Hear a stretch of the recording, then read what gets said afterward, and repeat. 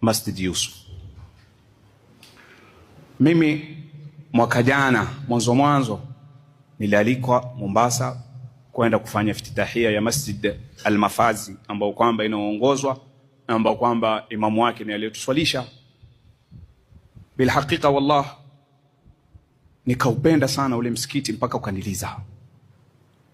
Katika swala nikamwambia Mwenyezi Mungu Subhanahu wa Ta'ala, mimi ambaye kwamba ni mja wako, napanda nashuka naenda nje ya nchi kutafuta wafadhili, kutafuta wapenda kheri kwa ajili ya kuimarisha na kujenga nyumba zako. Basi Mwenyezi Mungu usinifishe duniani ila na mimi nimejenga kitu kama Masjidul Mafazi.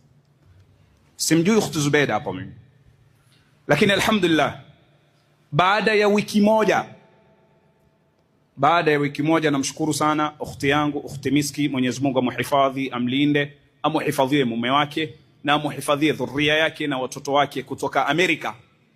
Nikapigiwa simu mimi na Ukhti Zubeida, wewe ni Ustadh Bilali? Kaambia ndio, mimi ni Ustadh Bilali. Simjui, hanijui. Basi Ustadh Bilali, mimi nataka kujenga msikiti wa kiasi fulani Kenya. Nimeambiwa wewe ndio waweza kusimamia hilo. Wallah, na yeye yuko juu na Ukhti Miski yuko juu. Nikasema alhamdulillah. La kushangaza asema sitaki kupewa ardhi mimi nijenge, tunataka ardhi kununua. Ndo mimi simjui mtu Taveta kina Sheikh Abdul Aziz, nimejua jana na juzi kupitia Al-Akh Mahmud. Ni kama Mwenyezi Mungu alinituma moja kwa moja hapa sipajui.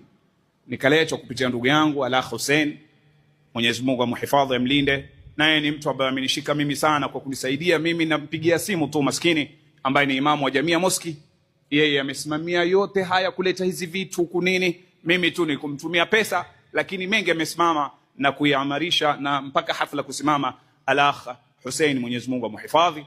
Nikaja hapa maeneo hapa, ilikuwa ni pori hapa, nazungumzia miezi 9 iliyopita. Ni miezi 9 iliyopita. Sasa hakuna plot. Sisi alikuwa tunavofaa ni geti tuiweke pale kwa sababu ya mlango mkubwa, lakini hatuwezi kuweka geti pale, zile zote ni plot za watu. Vipi utaweka geti kwa plot ya mtu? Kwa sababu ya huu msikiti. So plot zote hizi zimeshikwa kwa sababu ya huu msikiti.